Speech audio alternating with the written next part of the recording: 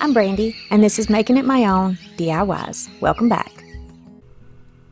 Now this one is just too easy. So I've got this can. It's a leftover can from some seeds. And this is a placemat that I thrifted. It has sticks in it. Now you could probably get sticks out of your yard. You can get sticks from wherever. But just get a bunch of sticks that are bigger than your can. That's what you want to do. So if your can's 3 inches, maybe try some 5-inch stick pieces. You can even get them in a park on the side of the road. I'm going to take some scrap burlap. This happens to be ribbon, but it doesn't have to be ribbon. And I'm going to trim it down so that it is just a little bit shorter than the sides of the can. And that way I can wrap it around the can without it hanging over on the top or the bottom. I'm going to start on the seam and just put it down. Mine was already cut at a slant. That you don't have to do that, but it was already that way, so I'm just going to go with it.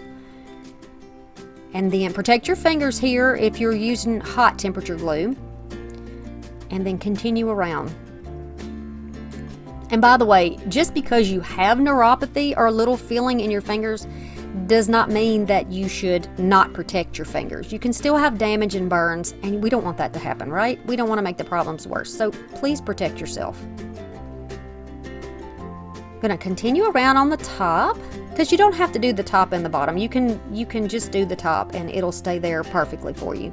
And you can trim off whatever you don't need and glue it down. Now that we have our base, we have something to securely glue our sticks onto. So I'm going to take my Gorilla Glue this time and my glue gun, and I'm going to start fitting which sticks I think are going to be the best on here. They are not all perfectly straight, and I am totally fine with that. I know I use that term a lot, but it's really true. I don't sweat that small stuff. I like things being different. I like things being unique. I like to make things my own. That's why that's the channel name. You know, I like to make it my own. So I just encourage you to, if you don't like what I'm doing, you don't have to watch for one thing, but if you don't like it, you can just make it your own. You can just do what you like. You know, maybe you don't like using these natural sticks, so maybe you want to use popsicle sticks. I don't know. Whatever you think and you want to do is completely fine. So I'm just going to continue to add these around and add a little in the middle if it needs it. And going around and around. Look at all the different shapes and textures in the wood. I love that. Definitely. So now to embellish it, you can use some of this gorgeous ribbon from Dollar Tree, or you can use, this is from Amazon actually, but they do have pieces of little trim that you can get. I want mine to slightly overlap, I know I'm out of range here, but slightly overlap where the can top is so that you don't see that top. And then I'm just going to glue it down. I'm just going to use my hot glue. I've got one side glued down already, and then I'm going to add a little bit of glue and put this next piece down. Then you can just trim it off at a slant, at an angle, square, however you want to do it. And so this is how it will look. Time consuming, yes, but it's easy to do. Then whatever picks you like to put in the top, go ahead and put them in. These are thrifted, you can see it has stuff on it. I'm just going to bend those branches and stick it in the top. I like it. I think it'll work very nicely with my Rustic Cottage decor, which is a splash of gold.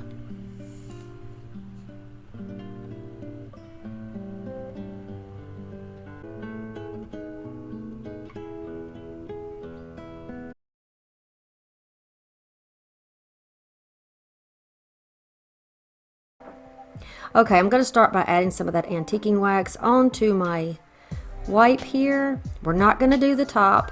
This is going to be our top. We're going to leave that alone, but everything else is going to get a good wipe down with that wax. So I'm just protecting my table with a little scrap of cardboard paper. Gonna go all the way around the bottom and around the edges. I love the beautiful color this gives. If you don't use a wet wipe and you use a brush, it's going to be a much darker, almost opaque finish. You really won't be able to see any wood grain through it. And I like the wood grain, so the moisture from the wipe gives just enough, you know, it's just enough to kind of water down or weaken that stain so you can see the beautiful wood grain. Okay, so I've even done the underside of the top, but I'm not going to do the top. because it is a wax and I don't want it to interfere with the glue. Okay, so here's the top unfinished, and we're going to set this right on top. This is going to give us a little riser. You can fill in these holes with like a little piece of aluminum foil if you want to, but the way I cover it, we're not going to have to do that. All right, to hold this down so that nothing I put on there, if it's breakable, will fall off, I'm going to use a little Gorilla Glue and hot glue. The hot glue is going to give us a quick fix until the Gorilla Glue has time to set up. So now I'm going to add the hot glue. You want to put that on second because it dries faster than the Gorilla Glue. So you don't want your hot glue to dry before you get your top on there. Now to try to make it in the center, I'm standing up and looking down over my project. That's why you see this angle. I'm looking down through my viewfinder on my camera. All right, look at this riser. She is complete with an exception of her embellishments. So now I'm going to take some of this ribbon. This was thrifted. You can see that I'm using it.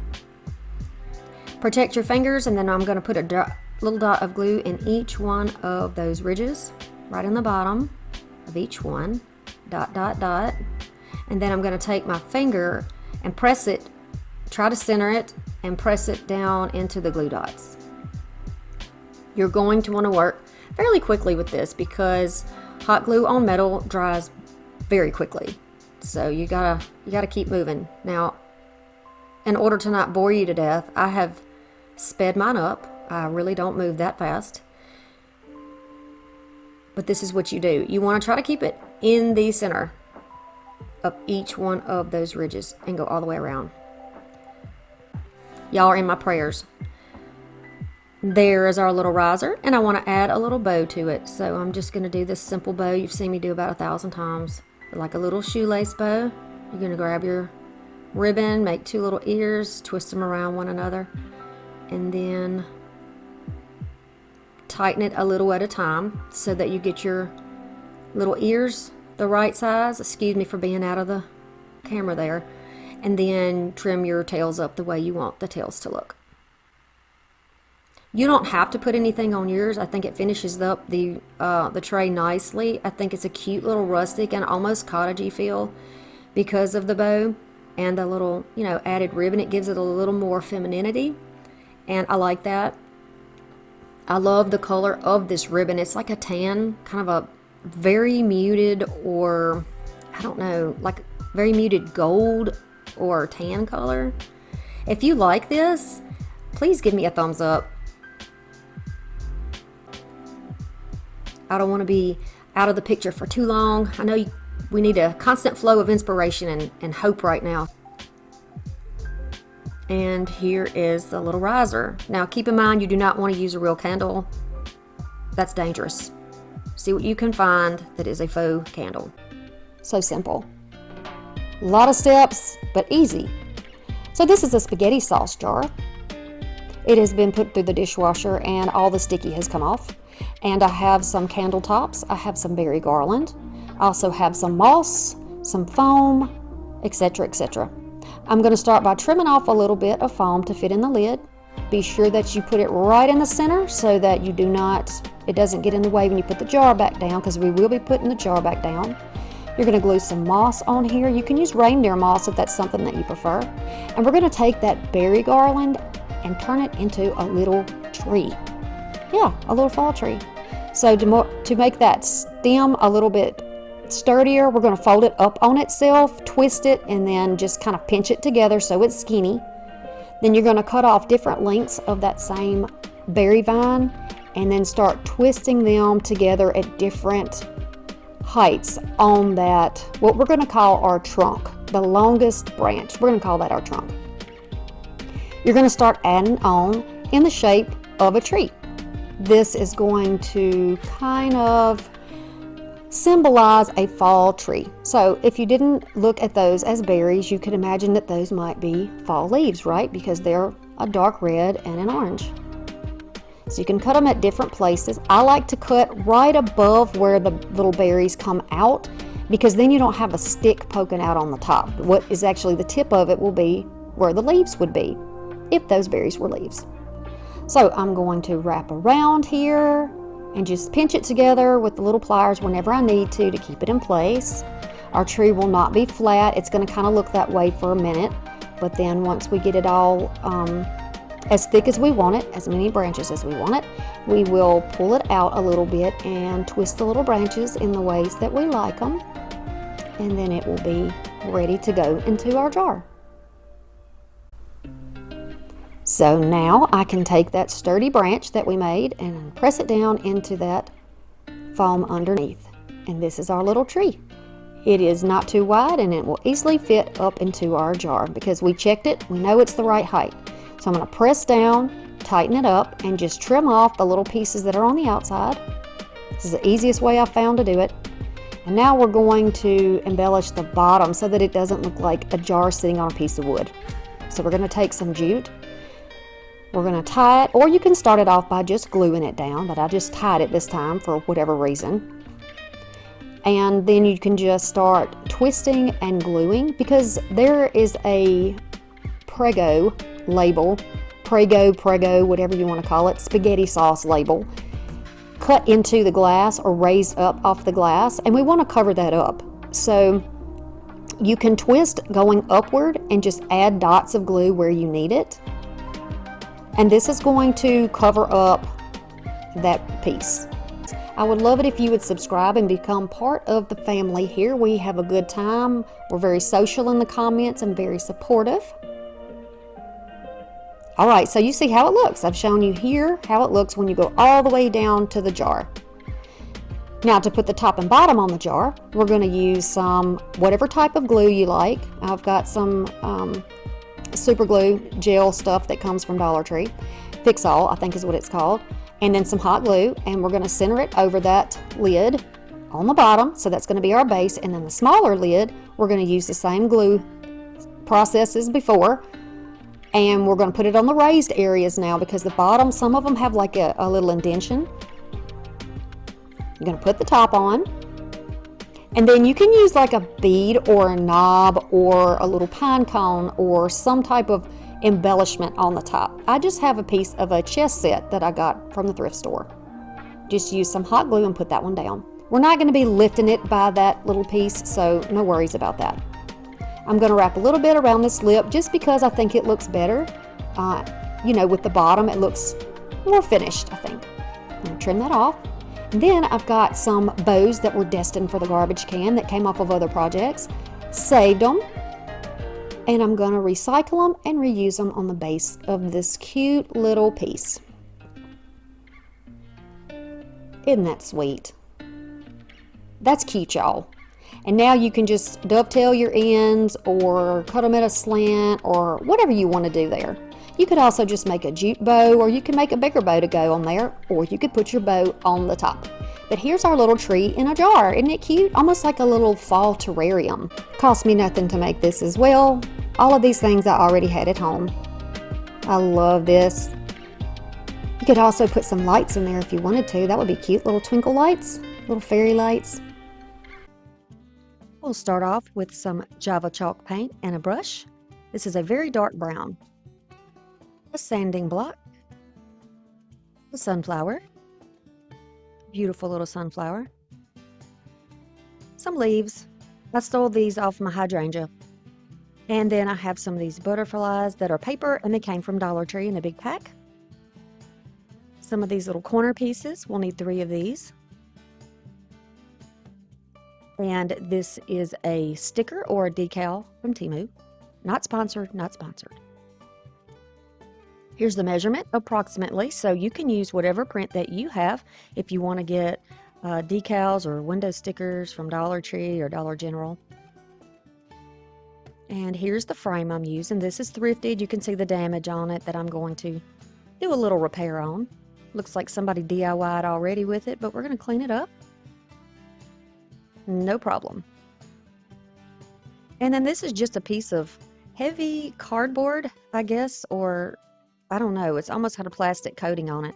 I've been using it to spray paint with, but we're going to use it for this.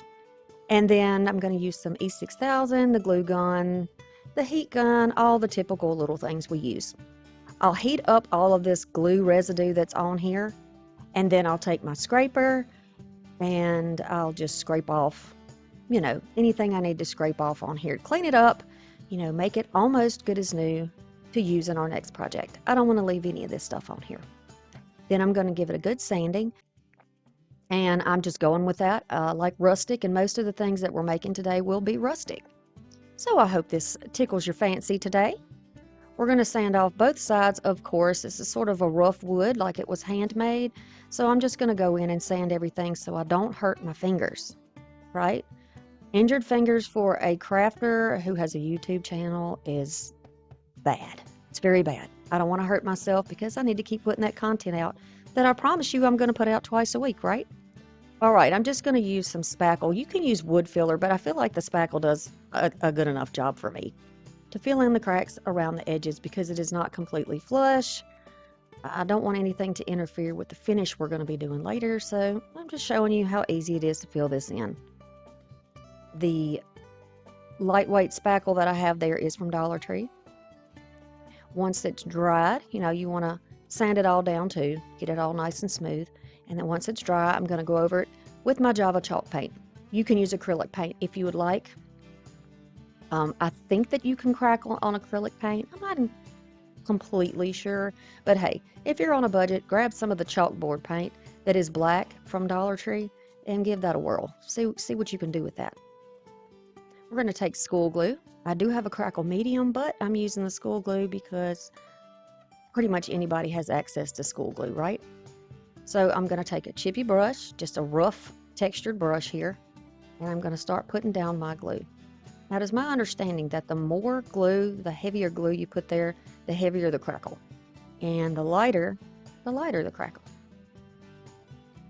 I really couldn't tell you for sure. I've never done an experiment and put anything side by side, but I did notice that in some sections it was lighter, in some sections it was heavier. You can be the judge of that yourself, right? So I'm just going to add this on that dry chalk paint. Put this all over, smoothly on the sides. It really doesn't matter when you put the glue down, in my experience, what direction you go in or anything, as long as you get it on there. And the technique that I use, I found on Pinterest, so I'm just going to go with that. And before it dries, we want it to still be wet. I'm going to grab some ivory chalk paint, pour a little out so it's easier to work with. Now, from what I read, because I had a little trouble with crackling, I don't know, in a probably a recent video, and I didn't get the crackle that I wanted. So my understanding is, first off, I thought, okay, you can only go in one direction, and that's it. So I was leaving pieces that weren't covered because I was afraid I would get it messed up. But then in this other one, I saw that as long as you don't mix the paints, so it's in the amount of pressure you put in your brush. So as long as I'm not mixing that upper layer into the glue underneath, then it should work fine. And I'll go ahead and tell you, spoiler alert, it worked beautifully on this piece. Beautifully. So, do whatever technique you like. And you don't have to do crackle if you don't want to. You can do one solid color if you don't like a rustic finish. So, enough said. I feel like I went on too long about the crackling, but I feel like it's important for those who are just learning. Now I'm going to take my heat tool here and go over it. And I don't want to get too close because it will bubble. I did learn that. Not the hard way, because it's not a bad thing when it bubbles. It actually does give it more aging. But see the crackle on the bottom? You can see where it's starting to pull apart. So the glue and the paint are separating down there. And you can see the amount of time it takes to do this. It's heavier on the edges. So I'm going to focus a little more time there to get it to crackle. And you can see that, oh, I love it. I love that. That's so silly, right? But I don't know. I love that. I think I just love everything I do as a crafter. Even when I do things and I make a mistake, there's always an opportunity to learn something from it, right? So I encourage you to always try to make something your own. Don't try to be like everybody else, and don't ask for permission. Just get started. If you want to get started, just get started. Jump in there and do it. It's paint, it's glue, it can be sanded off, it can be painted over, right? Look at the finish. I absolutely love it. Now it is not completely dry, so I'm going to go ahead and go around. And this, instead of crackling this, I'm just kind of lightly dragging the brush and paint over the inside, and then I'll paint the back side as well. I want it to have a nice finished look. Okay, so the front of this is nice and clean. It's a papery texture, and we're going to put this down on here. I thought this would be a good idea because it's not cardboard, like a heavy cardstock that's coated on the back, I guess you could say. And for one thing, I'm recycling something that I used for something else. Obviously, it was trash, so this is a trash into treasure. And just to show you that, you know, you can use what you have. You don't have to rush out and buy something new, right? So this fit, and I had already cut it down to be the right size. And I'm just going to drop it down and start putting it in place, right? And don't be disturbed by the fact that the back of it is green spray paint, because I'm going to go over it and paint it with that Java. So don't be worried about that. I'm going to clean it up on the back. You got to be careful when you put down decals. For me, if I put it down sort of in the middle first, I kind of stand above it, see where my center is, and then put the center down, and then let one side drop as I hold the other side. Probably sounds confusing, but that's kind of how I do it, and I do this all the time, so maybe that will be something helpful for you as well. But look how pretty it is. And this allows us to have a backing, and I don't have to do a separate backing, right? It's a nice, secure, thick, heavy piece that I don't have to add extra backing to. How perfect is the crackle finish to that? I love it. So here's that ugly old backside. I am going to go into each of the corners here. Now I'm just trying to make sure that it's where it needs to be, holding on to it while I flip it over so it's in place. And then I'll slightly lift up by holding it. See, I'm holding like the side of my hand to hold it in place so nothing slides. And then I'm going to put like an X in each corner and press it down. So here's the second corner. Put like a little X there and press it down. You can do it any way you want to, but this way I'm not having a bunch of glue that's spraying out. And once that's done, I'm going to go along the edge of it with my glue gun to just kind of seal it. Yes, I have a staple gun, and yes, I could have used a staple gun, but for those of you who don't have one, the glue will work, okay? Now I'm going to take my little sunflower and just show you here on this. The sunflower is fine like it is, but if you have a wrinkled flower that you're using, or it's out of shape or bent or twisted, you can just use a little bit of heat from a blow dryer or a heat gun like I have, and just blow dry it, and it irons the pieces out like new. Now here is a cloth that I had already been using to antique some things, and it already had the antiquing wax on it.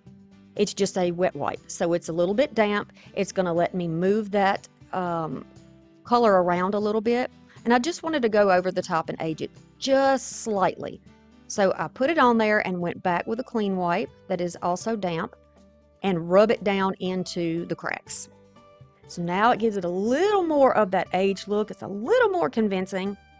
And now we're going to start adding the flowers and the embellishments. Now, by all means, if this is too much for you and you just want to go with the frame print, you can absolutely do that.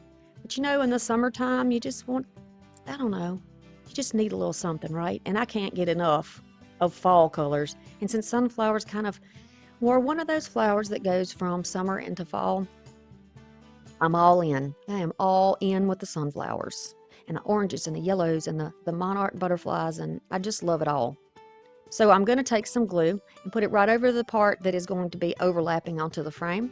Settle it in the corner over the top of one of the leaves, and then I'll trim down that second leaf just a little bit, and I'm going to glue it right underneath the flower. So it looks like it is just blooming out of the side of the frame. And I like that.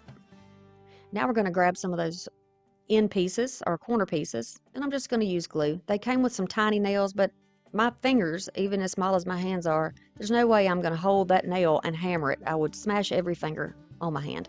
So I'm just going to use some hot glue because, you know, this isn't doing heavy duty work. This is just an embellishment. And I like the little extra bit of richness that it brings to it. But like I said, leave it off if it's not something that you want to do. You could also put this down first and crackle over it. But for me, I like it on the outside. Make it your own. Always make it your own and save money where you can. You know, my videos are about inspiring you and showing you how you could do things. And I talk to you about it. Some people don't like the chattiness, but I like to encourage you and make you feel secure in your crafting journey, right? Okay, so these I used on a different project, and I've just taken them off to use them again just to save time. But all I did on this is went over it with a cloth and some antique wax to kind of dull them down and to make them brown on the back instead of that crisp white color. But you can do it any way you want. They come in a big pack, Dollar Tree, near the garden section. That's where they were in my store. And they're beautiful. And there are pink ones and green ones and blue ones and the monarch color, so you can just choose whatever you like. Now, bending them in half will give them a little bit of what I like to call movement, make them look like they're a little more realistic. And then I'm going to set them down on top of the corners, the flower, just wherever you think you want to put yours, so it looks like they're flying out of the picture. And then the last one right here, so we're doing 3. And they're white in the center because sometimes the glue does not want to stick to the wax, so that's why I left them white in the center, and you don't see that part once it's glued down. And you can see here at the back, I painted it so it's nice and finished. And then for a hanger, you can use the little simple jute hanger here. You can use the soda can top here. So you can use some hardware because it is wood on the other side. Whatever you like to do, whatever you have had luck with, you can go ahead and use that. Then I'm just going to put a little piece of cork on there to hold it in place. And we have a lovely little summer piece for our home. So I've got the spindle and the little drawer pull from her. Also, this little wreath came from her. It also came with a little hook, but I won't be using mine. These little curtain rounds, these pots, these are little terracotta pots. And this is a candle topper. I am going to use this. I save my candle tops, y'all, especially the wood ones. You can use them for so many things. Now you want to make sure that when you drill, you have a drill bit that is bigger than the size of the peg that you have. I found my center. I'm just going to drill into here to make a hole so that we can attach the bottom to the spindle. Check it and make sure it's going to work before we worry about gluing anything down or painting anything, and this is going to be perfect. So I'm just going to take the eraser and take the marks off of it. I'm going to clean up the back, remove the adhesive and any of the sticker that is remaining on here. Get it all off. You don't want anything getting in between your stain that we're making and the wood. So I'm going to add a little paint. I'm going to add some water, make a very thin mixture, and grab a sponge brush. I could have done this with a baby wipe or a soft cloth. Hindsight, right? So we did the bottom. We're going to let that dry. And now I'm going to go over the entire spindle, making sure that I get in all of the little dips and divots and round areas. Just spraying a little water on the brush to thin it a little more. It makes it a little bit easier to move around. I'm not using antiquing wax because I want you to see that it's just a little bit of brown paint and water. You can make your own stain, right? Now I'm going to be sure that both pieces are dry. And we are going to attach them. I'm using a little piece of wire to put some of that wood glue down in that hole, which is our base. I did it on the back side. You can do it either way. I'm going to add some right to the peg and some on the bottom. Try not to make too big of a mess because you don't want it to squish out and make a mess on your stand. You want any adhesive to be hidden under there. But you can quickly wipe it away if you do make a mess. Same here. I'm going to add some to that peg. And then I'm going to add some to the drawer pull or cabinet pull. I'm going to slide that on there. Great. It works great. All right, now this is how I'm going to make mine my own. I'm going to use these rings here and attach them to the spindle. So I'm getting an idea of where I want my position to be. I know I don't want them at the same level. I want them to be staggered. And because the spindle has all these little concave areas, makes a perfect place to just kind of sit one of these rings right down in it, because I wanted to make like a miniature garden kind of situation. You'll see. I don't even really know what to name this. You tell me what you would name this, what you would actually call this, because it's like a plant stand. It's very pretty though.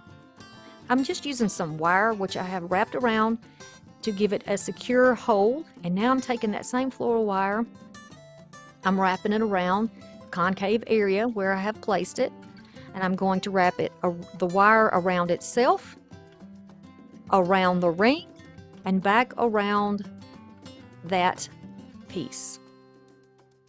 If you're new to my channel, I would love it if you subscribe. I would love you to be part of my channel family. If you're enjoying this video so far, how about giving me a thumbs up? I work hard on my videos to give you what you need to feel inspired. Okay, so I'm going to wrap it around. There's really no rhyme or reason to how I'm wrapping it. I just want to be sure that it is securing the ring to the spindle. Then I'm going to cut my excess off. And since I had so much left from that one, and I hate to waste, I'm just going to cut the rest of my wires in half and work with half of them. I don't want these to be glued in place or screwed in place, because until I get close to the end of the projects, I'm not exactly sure how I want to position the rings. So using the wire, I am going to be able to slide these back and forth around that spindle. Okay, next one, I'm working my way up. I know you can't see, but I couldn't lay this down and do it. It's just too difficult. But the idea is wrapping it around itself, twisting it, wrapping it around the back. The idea is to really strengthen the sections between the spindle and the ring, okay? It's holding it on there where it's not going to break away. The fact that it's leaning, not an issue yet, okay? I'm going to do something with that. Now that I know that it is secured where it should be, I can lock it into place, essentially, with using the jute. Same process here. I'm just going to wrap it back and forth. This is going to give us, first of all, it's going to look better. It's going to give it more of that rustic woodland look that I love so much. It's going to secure these pieces together a little bit more as well. Wrapping it back and forth, really strengthening the connection between the ring and the spindle. You can wrap it around the back as well. Tie it a few times. I don't want to get it too bulky, but you know, I want it to really stay in place. But because we didn't use any glue, we're going to be able to move those rings back and forth, and they'll stay in their position. Y'all, this is one of those projects I dreamed about. I've told y'all before, sometimes I dream about projects, and I dreamed about it. And so I already knew what I wanted to do. It was perfect. It was just perfect.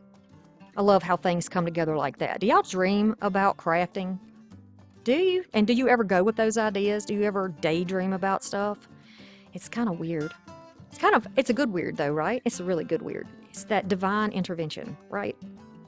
Okay, same thing here, just really securing it. And this will keep it from being quite as floppy as it was, but we're not going to be putting a lot of weight in these rings at any rate. So that's not a big issue. It's not like we're putting rocks and big pots of dirt in here.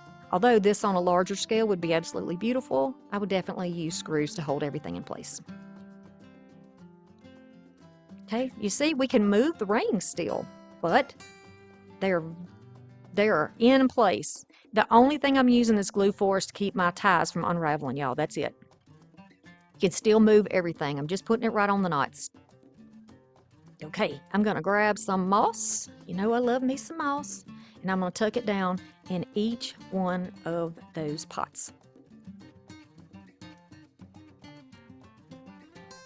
Put the pots back in there. I like the position. And then I'm going to grab my little scrap bucket. Grab out some baby's breath and some daisies. I'm going to get my clippers and cut things down so that they fit in the pots. I don't want anything to be bumping into each other, but I do want to kind of mimic what's going on in each pot to make it look similar, like it belongs together. So I do move some things around. I'm going to move the daisies off of there and just use the baby's breath and the greenery. Make it your own though. Put whatever you want in those little pots. You could even do little mushrooms if you wanted to. But it's spring. I wanted to make it light and airy. Okay, y'all, so then I decided I want to go ahead and add the wreath on here. So I'm going to cut through the middle of it. If you want to use the wreath on yours and you do something like this, put it on before you glue your pieces together. This was an afterthought. You know, I thought, oh, I could put that on the bottom and then I could design around the wreath so I still include it in the project. So I just cut it and I'm going to glue it back together, and using a little clamp from Dollar Tree, I'm going to hold that in place until it is dry. Okay, now, since I'm going to be working on the bottom and I don't want the pots to fall out, I'm just going to take them out. I know what I want, so we can put them back later. And I'm going to add some glue to hold the wreath down to the wood part, so nothing's flopping around. I'm going to flood the section between the spindle and the wreath with some glue and add in some moss. So if you had a big pole in your yard, imagine this on a full-size scale, and you had a big pole in your yard with some hanging pots, you could still have a gorgeous little garden area right underneath, right? So that's what I'm doing. That's what I'm trying to mimic here. This is like a miniature, which I love to do. I mean, who doesn't? They're so sweet. Aren't little things just the cutest? Okay, so then I'm just going to clip my pieces apart. I'm going to use some of the same type of stuff we used in the pots, but I'm going to grab the greenery and I'm going to add some of that. And these came with the little daisy pieces I have over there. And I'm just going to start making an arrangement on the bottom. So maybe what's on the bottom is what's already grown up, and there are seedlings in the pots on the top maybe. Who knows? We make our little stories, don't we? We make our stories. I cannot wait to see what the others made with their spindles. I'm very excited at the potential of all of us doing different things with the same, basically the same pieces. I love daisies. Love in white and yellow this year for spring and summer. Y'all, this one's fun. I got some dark chocolate paint. A couple of paintbrushes, of course. Some more of that E6000 glue. A popsicle stick and some Jenga blocks from Dollar Tree. Some scraps of florals. A little fencing that I got at the thrift store. You can get it at any craft store. It's got wire in it. A little scrap of matte moss. And this ornament from Dollar Tree. You can use any house though. You don't have to use this little ornament. I like the size of it for what I was doing, so that's why I chose it. But the shiny side's going to be difficult to stick anything to. You want to make sure that everything goes on the flat side. Take the sticker off, wipe it really good, and make it pretty. We're going to fill in the hole at the top. So on the shiny side, we're going to take a little masking tape or whatever tape you have. I just used this because it was white. I'm going to press it down, and a little bit of that lightweight spackle from Dollar Tree. I'm going to press down in there and then kind of pile it up on the top to make sure I have plenty on there. It's easy enough, and you could really just do it with your finger if you wanted. But to make sure that it's not depressed, that it's flat, that's what it looks like. I'm just going to use the little scraper and scrape that off. And now it's flush. I'm going to give it a chance to dry. And while it's drying, I'm going to figure out how I'm going to put the fence on the house. We're going to need a little space so we can have a flower garden out front. And I'm just going to use my nippers here to just kind of, these are my bullnose pliers or cutters. I'm going to use those to cut my popsicle sticks. But whatever you have, you know, these are thin. You could always cut these with a pair of crafting scissors if you wanted to. I just don't want to dull my scissors that way, so I've opted for this, this way of cutting. Then I'm going to sand it because I want it to look professional. I don't want all those splinters on there. I don't want to hurt my hard-working hands, and I don't want this to look cheaply thrown together. So now I'm trying to get an idea of how I'm going to make a space in the front. We're going to use this chocolate paint and paint the popsicle stick and both of the blocks.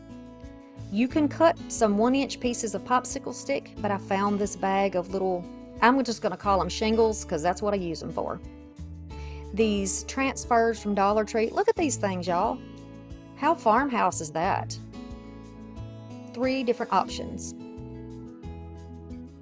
I'm going to use the lighter color.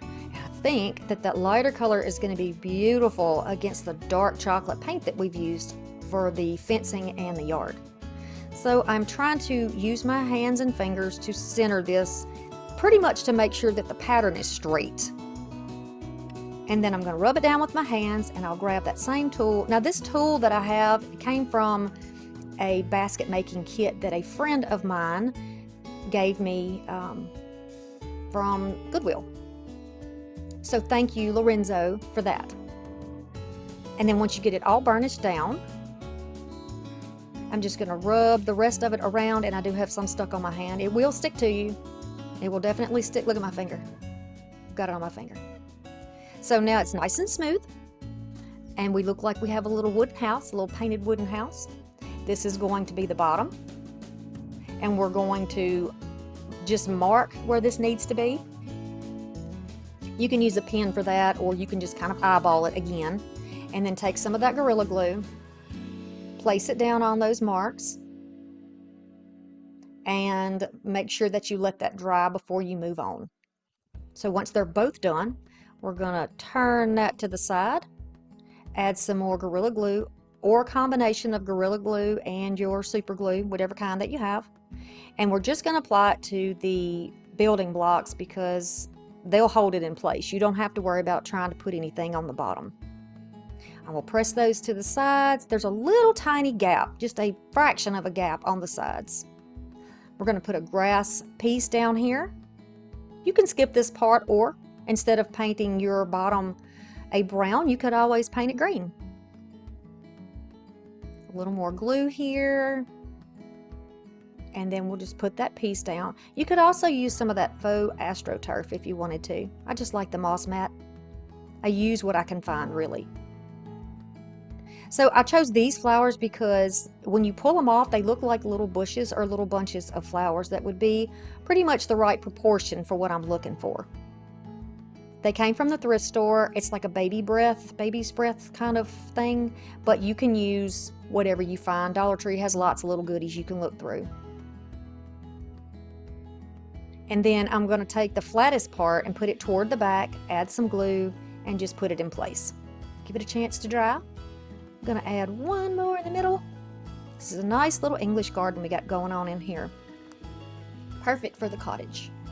So you can see that these little pickets are on a wire, just like a fence would be. I am going to measure and use my clippers and cut them down. I have a little excess, but we'd rather have more, right, than less, because we can always cut more off. Now, if you get your dimensions right, you'll be able to glue down partly to the block, partly to the little house in the back. Give it a chance to dry, then you can gently fold it and then pull it around to the other side. Add the glue there. Again, you can use a combination of glues if you need the extra hold, and then fold it over. You can see that my wires are still sticking out there. Not a problem. We're going to use those to our benefit. Add extra glue in where you need it. Not a problem, and you really can't see it because we painted that stuff dark. And the idea of it being dark is that it disappears kind of into the fence. So now these are just a pair of bent pliers that goes probably with jewelry type stuff. I get everything thrifted, so I'm not really sure. And I just bent the wires backwards. That's going to help hold it in place. So we're taking advantage of that.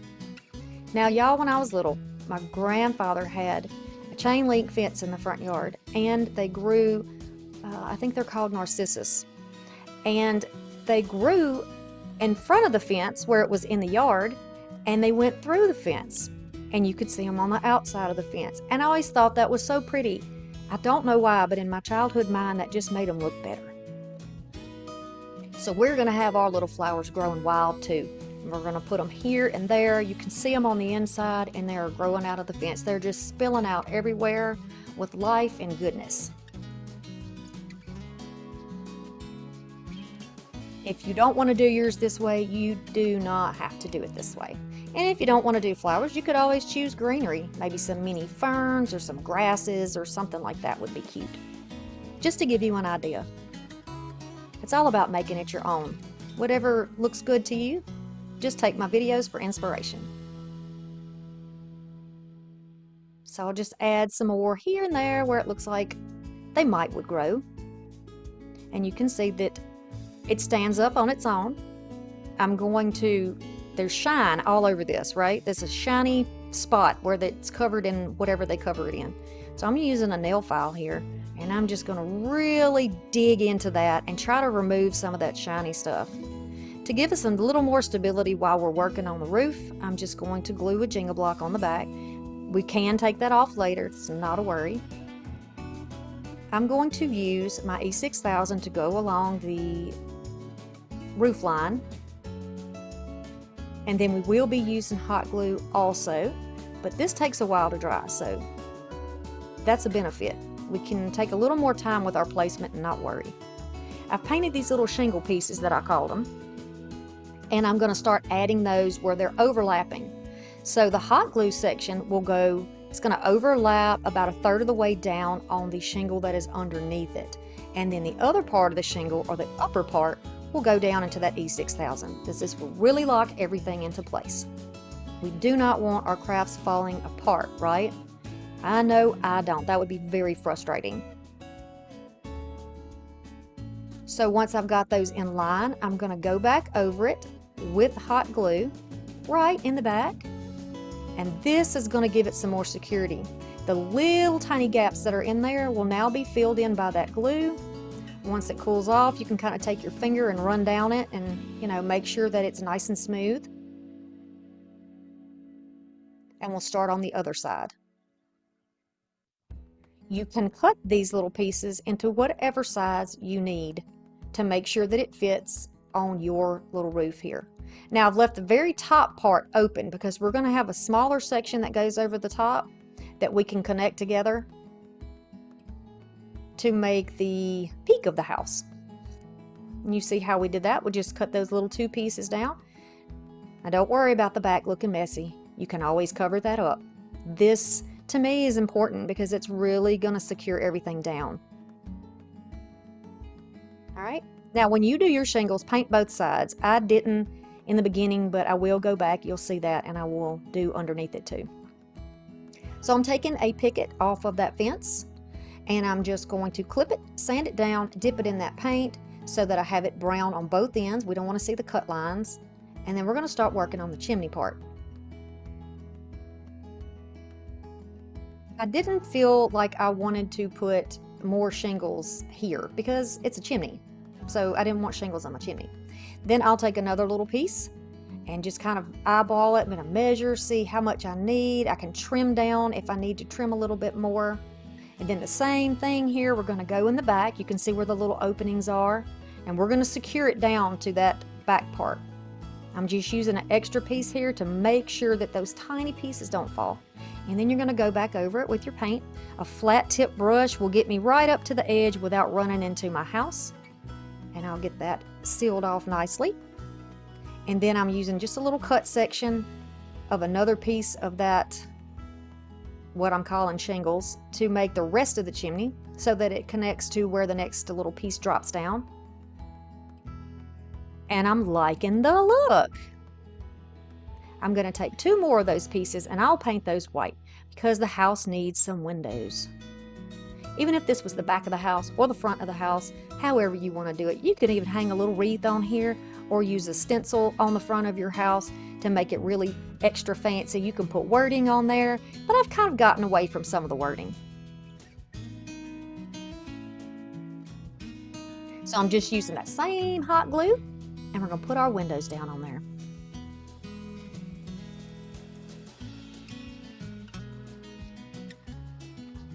I think this is really cute. It's a cute little cottage. Maybe it's a summer cottage. Now you can remove your block from the back if you're ready to, and you can use some type of a blow dryer or heating tool to remove all the little glue spider webs that are on there so it looks finished and complete. I always encourage you to make it your own. Thank you guys so much for stopping by, and I'll see you again very soon. Bye!